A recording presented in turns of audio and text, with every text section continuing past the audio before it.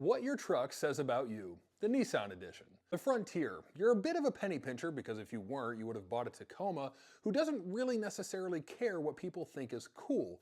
You have zero plans to lift your truck or put subwoofers in it because, let's be honest, you mostly listen to podcasts anyway. And sure, you could have had an S10 or a Ranger for even less money than you paid for your Frontier, and they're arguably better trucks, but you like your Frontier, and that's what matters.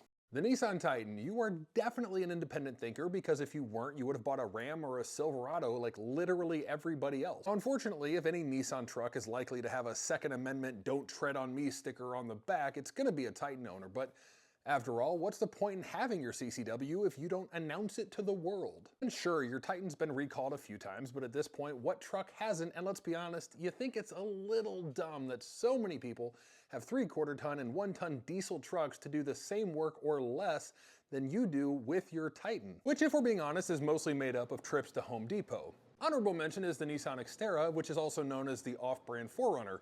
You like cool vehicles, but not enough to spend twice the money on a 4Runner or an FJ Cruiser. You got a great deal on your Extera, but your idea of modding is adding some knobby tires and LED light bulbs, but hey, there's nothing wrong with saving money. And sure, your Extera is not as cool as the equivalent 4Runner or Land Cruiser or Jeep of any kind, but after all, if you wanted to flex on the gram, you wouldn't have bought a Nissan for God's sake.